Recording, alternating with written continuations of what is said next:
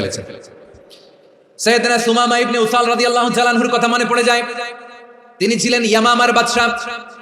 মদিনাতে বিশ্বনবীকে হত্যা করার নিয়তে এসেছিলেন, গোপনে গোপনে বিশ্বনবীকে হত্যা করে আবার ইয়ামামাতে তিনি ফিরে যাবেন। কিন্তু কি অবাক করা কাণ্ড, হত্যা করতে পারে নাই, সাহাবাদের হাতে তিনি ধরা পড়ে গেলেন।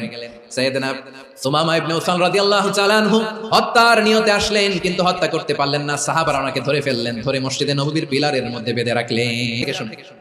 সিরাত থেকে শোনাচ্ছি। রাদিয়াল্লাহু তাআলা আনহু ইয়ামামার অধিপতি ছিলেন, বিশ্বনবীকে হত্যার জন্য আসছেন, ধরা পড়ে গেছেন, এখন মসজিদে নববীতে বেঁধে রাখছে, তার মানে বন্দী। এখন স্ট্যাটাস কি? বন্দী, ক্যাপটিভ। তো বিশ্বনবী সাল্লাল্লাহু আলাইহি ওয়াসাল্লাম সাহাবাদেরকে বললেন, তার খোঁজ খবর নিও, সুমামা ইবনে উসালের খোঁজ খবর নিও।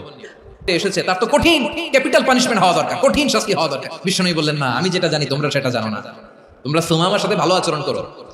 বিশ্বনবী সুমামার কাছে গেলেন। প্রথম দিন যে তিনি কালেমার দাওয়াত দিলেন, ইমানের দাওয়াত দিলেন, ইসলামের দাওয়াত দিলেন, রিসালাতের দাওয়াত দিলেন, আখিরাতের দাওয়াত দিলেন, ইসলাম কি, কিভাবে, কেমন করে পালন করতে হয় চমৎকার আর্টিকুলেট করতে শুরু করলেন। তন্ময় হয়ে সুমামা ইবনে উসাল রাদিয়াল্লাহু তাআলা আনহু বিশ্বনবীর কথাগুলো শুনতে আরম্ভ করলো। একদিন নয়, 2 দিন নয়, টানা 3 দিন বিশ্বনবী সুমামার কাছে ইসলামকে প্রেজেন্ট করেছেন, উপস্থাপন করেছেন। আওয়াজ করে বলেন, কয় দিন? 3 দিন। 3 দিন মসজিদে নববীতে বাঁধা। আর সাহাবা সবচেয়ে ভালো আটার রুটিটা তারে দিও, সবচেয়ে রিফাইন্ড খেজুর, যেটা পিওর খেজুর, এটা তারে দিও। আর বিশ্বনবী নিজের ওট থেকে দুধ দহন করে ওনার বাড়ির এক কর্মচারীকে বলেছেন, দুধ দহন করে সুমামার জন্য নিয়ে যাবে। সুবহানাল্লাহ পড়বেন না? সবাই তো অবাক, ইয়ামামা থেকে আসছে নবীকে হত্যা করতে, বিশ্বনবী দেখে তারে জামাই আদর করে।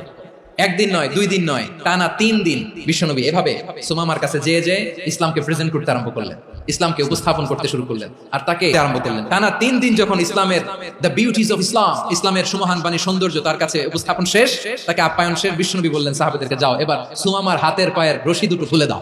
সাহাবারা তর্ক জুড়ে দিলেন, লা ইয়া রাসূলুল্লাহ, এমনটা করবেন না তো, ভয়ঙ্কর ভয়ঙ্কর খুনি, কি জানি কি হয়ে যায়। বিশ্বনবী বললেন, না, তার হাতে পায়ের রশিগুলো খুলে দাও। সাহাবারা বিশ্বনবীর কথা মতো তার হাতে পায়ের রশিগুলো খুলে দিল। সুমামা মুহূর্তের মধ্যে মসজিদে নববী থেকে বের হয়, ইয়ামামায় ফিরে না যে ছিল সেখানে চলে গেলেন। সেখানে একটা ছোট্ট কুয়া ছিল, কুয়ার পানি দিয়ে তিনি গোসল করলেন। সুবহানাল্লাহ পড়েন। কুয়ার পানি দিয়ে গোসল করে মসজিদে নববীর সামনে